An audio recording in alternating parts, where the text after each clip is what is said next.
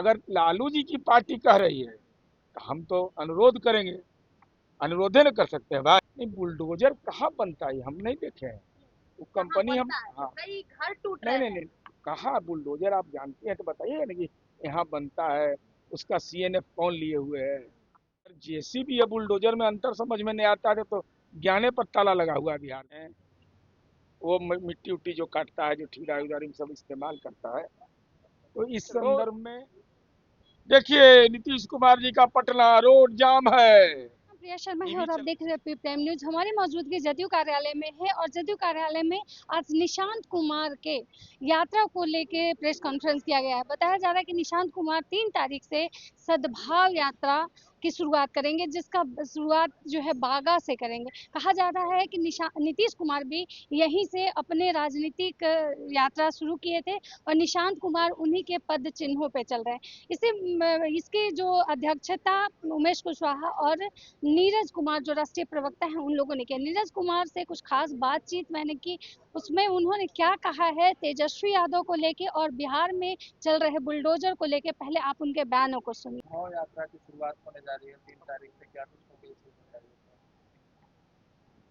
है? जनता दल यू के सर्वमान्य नेता माननीय निशांत कुमार जी दल के कार्यकर्ताओं ने स्वीकार कर लिया। तो पिता की विरासत, अब भविष्य दमदार, और नारा जय निशांत तय निशांत, निश्चय रथ पर रवाना होकर गांधी का चंपारण। हालांकि बीच के कालखंड में तो बसें सहित अपहरण हो जाता था, भांगड़ यादव का चंपारण था। लेकिन वो आज बिहार का स्विट्जरलैंड है और वहां माननीय निशांत कुमार जी की यात्रा वहां से प्रारंभ होगा। यह राजनीति में नई पीढ़ी जो जनता दल यू के लिए होगा, वो नई पीढ़ी का आगाज है, संदेश है। और यह स्पष्ट है कि हम लोगों ने जो काम किया है और उसका जो सामाजिक बदलाव पर असर है, उसी के क्रम में यात्रा है। तो पार्टी के साथियों से साथ जुड़ने का एक माध्यम है। कल बिहार में बुलडोजर चल रहा है। नहीं, बुलडोजर कहाँ बनता है हम नहीं देखे हैं। वो कंपनी हम, हाँ, कई घर टूट नहीं रहे नहीं हैं। नहीं, कहाँ बुलडोजर आप जानते हैं तो बताइए ना कि यहाँ बनता है। उसका सीएनएफ कौन लिए हुए है। अगर जेसीबी या बुलडोजर में अंतर समझ में नहीं आता है तो ज्ञाने पर ताला लगा हुआ है बिहार में। कहाँ है बुलडोजर, कहाँ बनता है। हम लोग तो नहीं देखे हैं अपने भाई। जेसीबी सुनते हैं, वो मिट्टी उट्टी जो काटता है, जो ठेकेदारी उदारी में सब इस्तेमाल करता है। तो इस संदर्भ में माननीय उच्च न्यायालय का फैसला है, सर्वदलीय सहमति है कि जल डैश जीवन डैश हरियाली में क्या अतिक्रमण मुक्त किया जाए। अगर ये हो रहा है तो वहां सहमति क्यों दी है, गुनाह मानिए। और यह कहिए कि माननीय उच्च न्यायालय का फैसला को हम रद्दी के टोकरी में डालते हैं, कोर्ट जानेगा। भाई, राज्य के अंदर में आप अगर विकास के मानक तय करना, दोनों काम नहीं एक साथ होगा कि सुगम यात्रा। वो देखिए, नीतीश कुमार जी का पटना रोड जाम है। ये भी चलाइएगा साथ में आप ही। जब अतिक्रमण मुक्त पर कार्रवाई होगी तब पर भी चिंता है। भैया तो दिल्ली भाई में कौन लोग ये कह रहे हैं। अगर लालू जी की पार्टी कह रही है तो हम तो अनुरोध करेंगे। अनुरोधे न कर सकते हैं भाई। अरे 1,500 परिवार के तो अकेले बसा देगा ये लोग, कुछ है। चुटकी पर बसा देगा महुआ बाग में। ड्रोन से हम दिखवाए थे। विशाल किला है, सुरक्षा भी रहेगा, और कौटिल्य नगर में 300-400 आदमी बस जाएगा। 43 बीघा है, मर्जी हो 3-3 डिसमिल जमीनें देना है ग्रामीण क्षेत्र में। कितना लोग का कल्याण हो जाएगा। अरे छोड़िए, हमारा कल्याण नहीं करिए बिहार का। सबसे हम राजद के कार्यकर्ता का कल्याण कर दी। तेजस्वी यादव सवाल उठा रहे हैं कि नीतीश कुमार ने 20 सालों में यही दिया कि दिल्ली में बिहारी कहने पे गोलियां मार तो दी जा रही 37 महीना वो सत्यनारायण स्वामी के कथा कह रहे थे सरकारवा में। खा भी रहे हैं, ढकर भी नहीं रहे हैं। 37 महीना सरकार में थे, इसका जवाब दीजिए।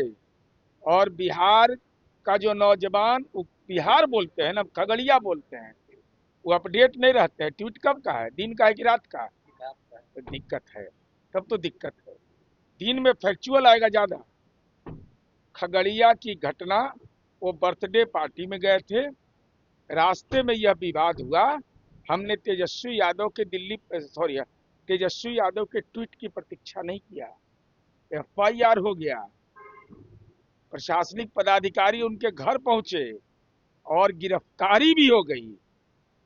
अब उनको तो ये मालूम है नहीं, बेचारे तो बंगाल में व्यस्त हैं, दारू के कंपनी से अगला चुनाव में कैसे व्यवस्था करें। 46 करोड़ 64 लाख तो लिए पिछला बार लोकसभा में दारू की कंपनी से। अब बंगाल से बड़ा गहरा सरोकार है, उम्मीदवार का दी नहीं, टीएमसी ने मौका नहीं दिया, एक तरफा प्रवचन दे रहे हैं। इसलिए कानून कार्रवाई कर रहा है, उसमें आपकी कोई भूमिका नहीं है। सम्राट चौधरी वंदे मातरम को लेकर पूरा लागू किए हैं कि मदरसा में भी। तो वंदे मातरम में क्या परेशानी, किसी को परेशानी है क्या? मदरसा में परेशानी है क्या? धर्म से जुड़ा हुआ है वंदे मातरम। राष्ट्रगान राष्ट्रगीत धर्म से जुड़ा हुआ होता है, राष्ट्रीय झंडा धर्म से जुड़ा हुआ होता है, किसी को असहमति नहीं है।